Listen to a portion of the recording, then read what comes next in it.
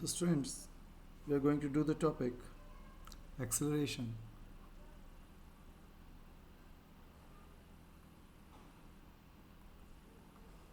So let us start with average acceleration of an object. So an object is traveling for time delta t when it is moving in the plane xy. Then the average acceleration can be written as change in velocity divided by time taken, that is delta t. Now we can further write it, this velocity, in the form of, so it's a vector. So let us resolve it into the component, write it in component form divided by delta t, and this can be further written as change in vxi cap divided by delta t plus delta vy by delta t, and I have j cap over here. So this is what the acceleration is. So it has two different components of acceleration. This component is axi cap plus this component is ay j cap. Now, so this was average acceleration. Now I'm interested in instantaneous acceleration.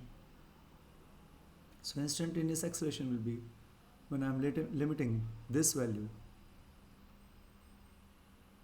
delta t tends to 0, delta v by delta t. So I'm limiting the value of average acceleration. So what I'm limiting? Limiting delta v by t when delta t tends to 0. So I'm limiting this value when delta t tends to 0. So I'm limiting average acceleration. So it can further be written as dv by dt. So instead of writing this whole thing, I can simply replace it with d by d. So this is what instantaneous acceleration is. I can write it in these different components also. So I can further write it as, so this was my average acceleration, and here I can write this similarly in the same way as axi cap plus ay j cap.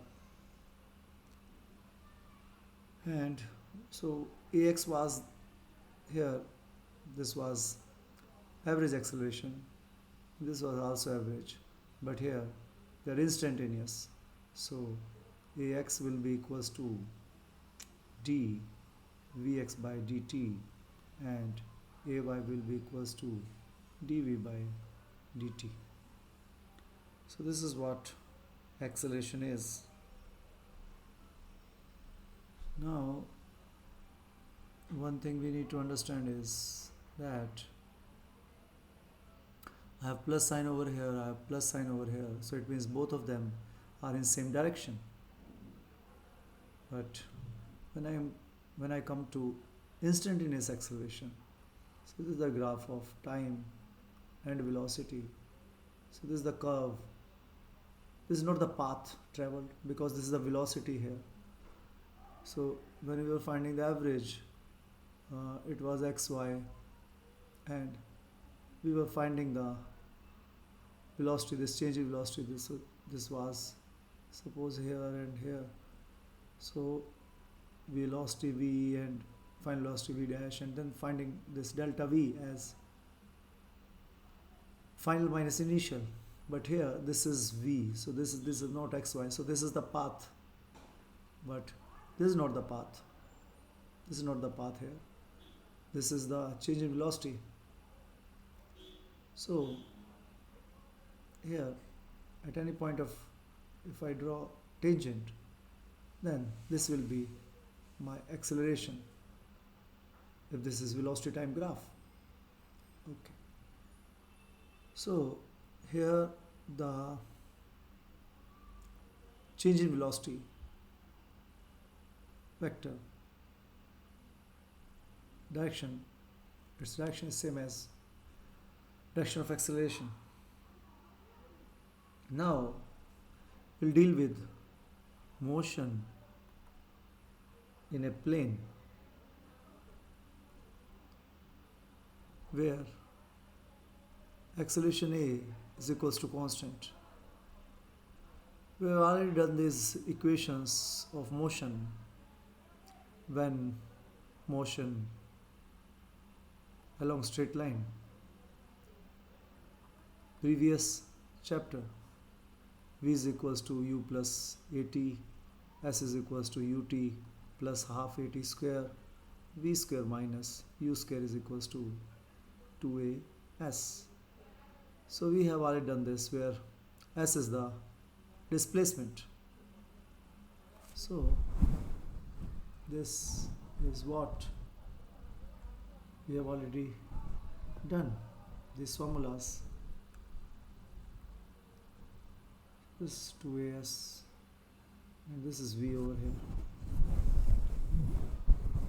So we have done these formulas. Now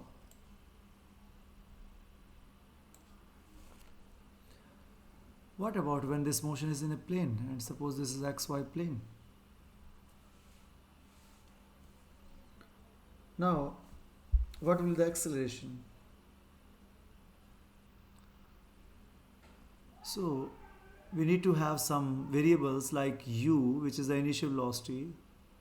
We can write it as v naught. This is means the velocity at time t is equals to 0. So this was also the initial velocity when time is equals to 0. So we will use this notation v naught instead of u as initial velocity. We can use both the symbols, both are equally correct. And we will be writing v is the velocity at time t. So instead of u, I have v naught, and v is the velocity at time t. So this is the instantaneous velocity at time t. Now what will the acceleration? So acceleration at time t will be given by change in velocity. So in time t, this is the acceleration, so final minus initial divided by time taken. So t minus initial, the time was 0, so obviously this is v minus v naught upon t, and t will be multiplied over here, and I get at is equals to v minus v naught, and this can be written as, so these are all, so it was motion in a straight line, so I don't need vectors over here, but I will use, because it is a plane, so it can have many directions. Here I had only two directions, motion along a straight line. This direction I have taken positive, so this direction I have taken negative. But in a plane, I can have n number of directions. So that is why I'm using vector symbols. I'm using vectors in a plane. So I can rewrite it as v is equals to v naught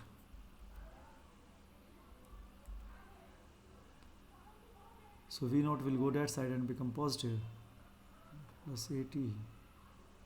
This is the same formula as this one. So now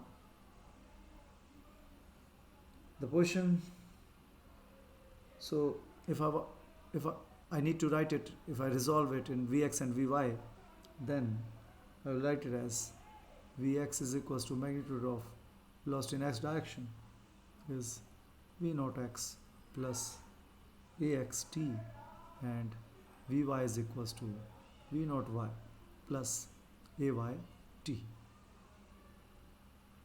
So now let us derive this formula in plane. So you can derive it. We can simply write, suppose the object was at not at origin, but object wise.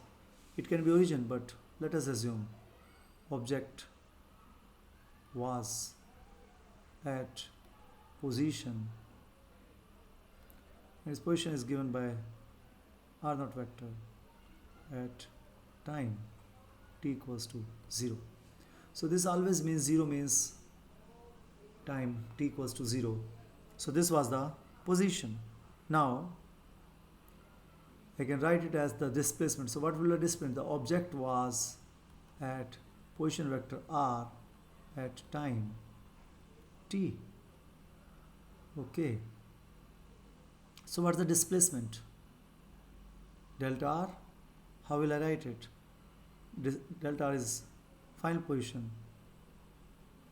minus initial position, and that is equals to this. So the displacement is equals to, I'm just taking it as analogy, so there is separate derivation of it, but I'm just writing it as analogy.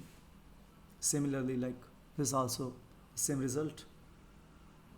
So this equals to u as v naught t in a vector plus half at square. Good enough. Now taking r naught this side, taking r this side, this thing is wrong here. Final minus initial I need to write.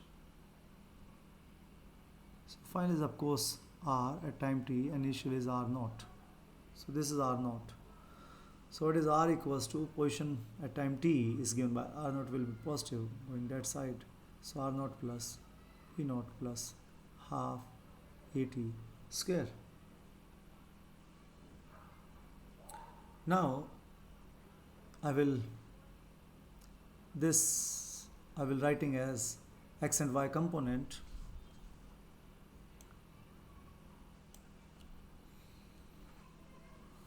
So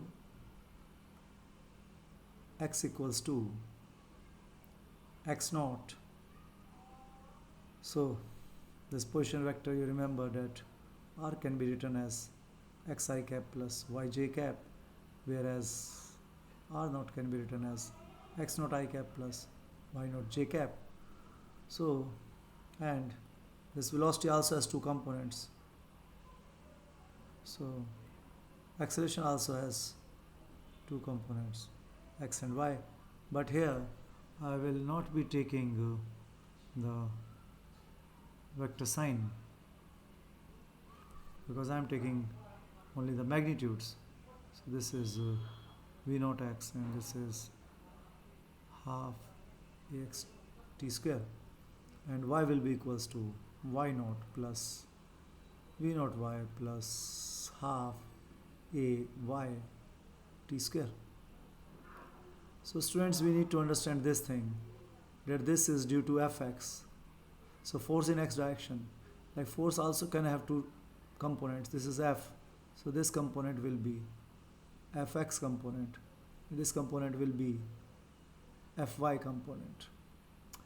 So due to force in x direction, I have acceleration is x direction, due to which I have change in velocity in x direction, due to which I have displacement x, and here fy. So due to fy I have acceleration in y direction, I have velocity change in y direction, and I have displacement. So these two things are separate. So fx has no concern with ay or vy, and fy has no concern with any of the variables related with x.